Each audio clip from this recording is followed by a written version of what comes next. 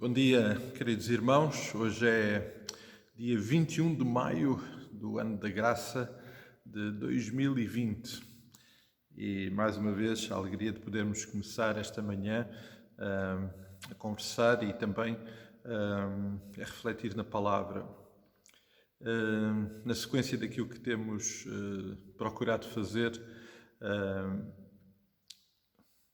redescobrindo ou voltando a caminhar pelo texto que no domingo passado considerámos, em Mateus capítulo 7, a partir do versículo 24, já lembramos a centralidade de Cristo e a autoridade da sua palavra,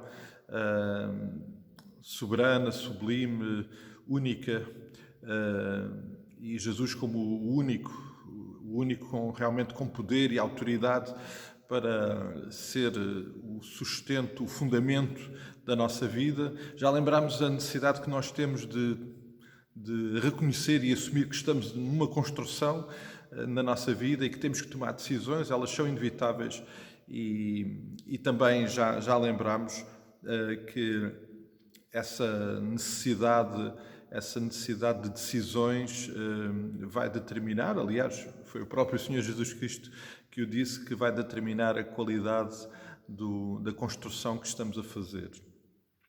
Um aspecto realmente muito presente nesta imagem, nesta palavra que o Senhor Jesus Cristo nos traz, tem a ver com o elemento de tempestades. E de facto, as tempestades é algo realmente impressionante, ninguém fica indiferente a uma tempestade. Lembro-me quando nós, em 2004, fomos para os Açores, para a Ilha Terceira, como missionários. Chegámos em agosto, portanto chegámos no verão, e logo naquele primeiro inverno passámos por uma tempestade absolutamente impressionante. Nunca tínhamos visto algo daquela dimensão. Dos 10 anos que vivemos lá, também foi uma tempestade única.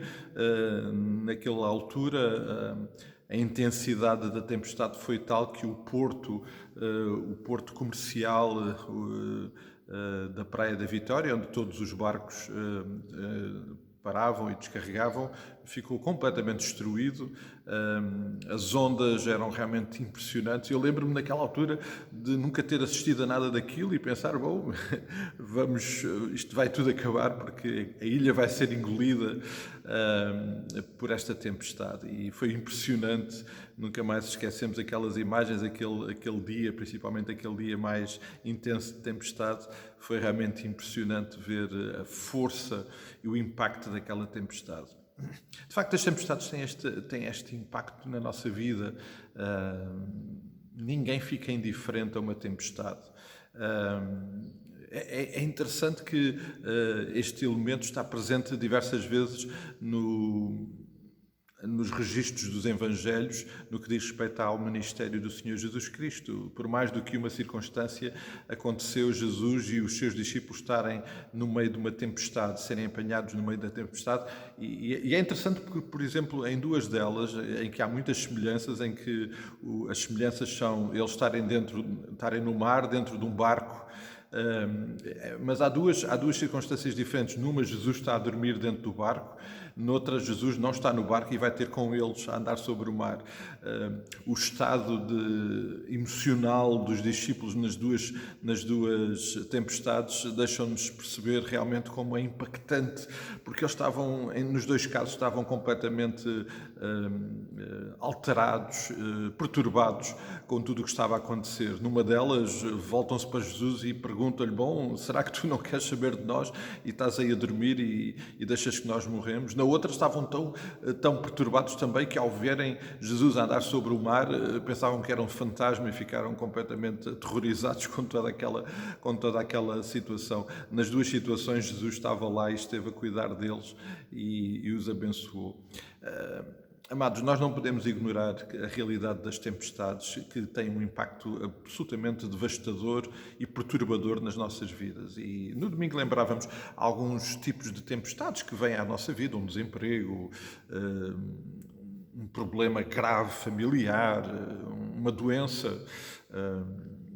Neste caso, estamos a viver uma pandemia que tem um impacto tremendo na nossa vida, mas eu lembrava também, e queria muito realçar isso e pôr à consideração dos irmãos mais uma vez, o facto de que há tempestades que vêm à nossa vida, porque obviamente nesta imagem Jesus está a colocar a ênfase naquilo que pode pôr em causa a construção. E a verdade é que há muitas tempestades que vêm à nossa vida de uma forma mais subtil, que são igualmente destruidoras e que muitas vezes nós estamos menos atentos, mas que são tempestades. Porquê? Porque elas tentam provocar a queda da nossa casa, da nossa vida, da nossa família. E por isso eu lembrava que algumas coisas que aparentemente nós consideramos como boas são tempestades.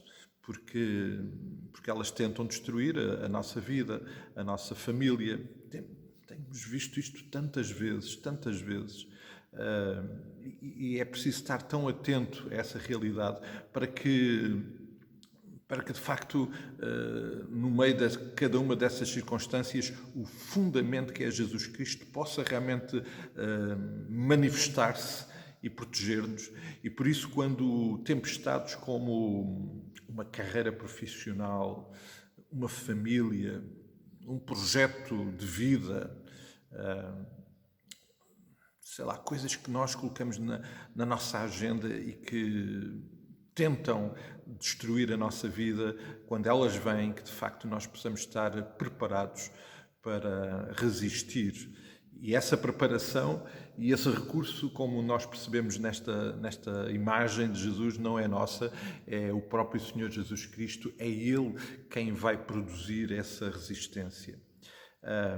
Na Bíblia temos muitos exemplos de pessoas que passaram por tempestades. Já lembrámos aqui Jó.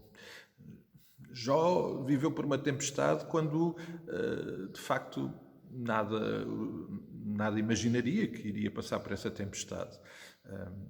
Lembramos, por exemplo, a história de Ruth, todas aquelas circunstâncias que aquela família passou, com as mortes, com as alterações, com o impacto de tudo aquilo que aconteceu na vida delas. Sei lá, temos tantos exemplos de pessoas, de homens e mulheres que passaram por tempestades e, de facto, não é nada difícil de perceber que a presença e a ação de Deus na vida de cada um deles foi fundamental para que a tempestade não derrubasse, não destruísse a casa, mas pelo contrário, essa tempestade tornasse ainda mais forte, mais resistente e mais íntimos do próprio Deus, mais dependentes da sua presença e da sua ação. Esse é um efeito também muito prático das nossas tempestades que nós ultrapassamos. Agora, há de facto um aspecto que nós precisamos de não esquecer, que são as consequências das nossas escolhas, no que diz respeito também à forma como enfrentamos as tempestades que vêm à nossa vida. E a verdade, amados, é que isto exige um cuidado constante, uma atenção constante para que não sejamos realmente colocados numa situação de perigo no que diz respeito à nossa vida e à nossa casa, à construção que estamos a fazer.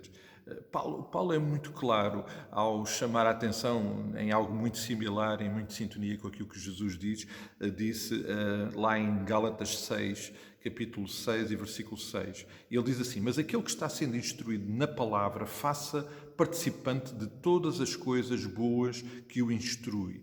Vejam, Paulo está a dizer que nós que estamos a ser instruídos na palavra, temos que o fazer participante a quem? A Ele, Deus, a Ele, Jesus Cristo, através da sua palavra, em todas as coisas. E vejam o versículo 7. Não vos enganeis, de Deus não se zomba, pois aquilo que o homem semear, isso também ceifará. Ou seja, Paulo está a chamar-nos a atenção para o cuidado constante que temos que ter em cada circunstância, porque nós não sabemos quando e como as tempestades virão. E Paulo é claro também, tal como o Senhor Jesus Cristo disse, que as consequências diretas das nossas decisões, da construção da nossa casa, estão aí iminentes e virão inevitavelmente. E por isso, esta é uma atenção constante que nós temos que ter nas coisas nos pormenores mais pequenos aos maiores. E por isso, amados, as tempestades que vão chegar à nossa vida, elas podem ter as mais diversas origens. Algumas são consequências das nossas decisões, outras são consequências da decisão de outras pessoas, outras são porque Deus assim o proporcionou, outras são tentações para que nós caiamos, mas há aqui um elemento central e absoluto e inalterável em todas elas. É que se nós decidirmos em todas as coisas, tal como Paulo aqui diz, fazê-lo participante da nossa vida, nas nossas decisões, no nosso dia-a-dia, então certamente a nossa casa não irá ruir e tal como Paulo aqui diz, se nós semearmos na palavra e no Espírito, então havemos de colher vida eterna. É isso que diz o versículo 8. Isto requer de nós atenção total. E não dar espaço a que nada possa sair do controle, da presença e da ação de Cristo na nossa vida. Como eu partilhava no domingo, isto muitas vezes é desgastante para nós, mas nós precisamos, desgastante do ponto de vista humano naturalmente, mas de grande descanso no sentido em que percebemos que tudo é resultado e vai resultar da ação de Deus na nossa vida em todos os pormenores, mesmo naqueles em que nós não estamos a perceber, mas Ele está lá presente e Ele está a agir e vai sustentar a nossa casa. E por isso o desafio é este, amados, nas mais pequenas coisas da nossa vida, no dia-a-dia constante, no viver diário, nós temos que estar a semear no Espírito, temos que estar a fundar, a construir a nossa casa no verdadeiro e perfeito fundamento que é Jesus Cristo, na Sua Palavra e somente na Sua Palavra, com todo o cuidado de passar nesse crivo muito importante, que é o que Jesus diz, nada mais, nada menos, mas somente aquilo que Jesus diz. Que o Senhor nos ajude a construir hoje, neste dia também, a nossa vida sustentada e fundada em Jesus Cristo, nosso Senhor e Salvador, que nos ama tanto e que quer naturalmente que a nossa casa permaneça até ao dia em que Ele nos chamar. E aí, amados, vamos viver, então não numa casa que nós preparamos, mas na casa que Ele preparou para nós, e como vai ser bom podemos desfrutar disso. Amados, vamos continuar a cuidar-nos em oração e a sermos gratos também, muito gratos, porque o Senhor é tão bom para connosco.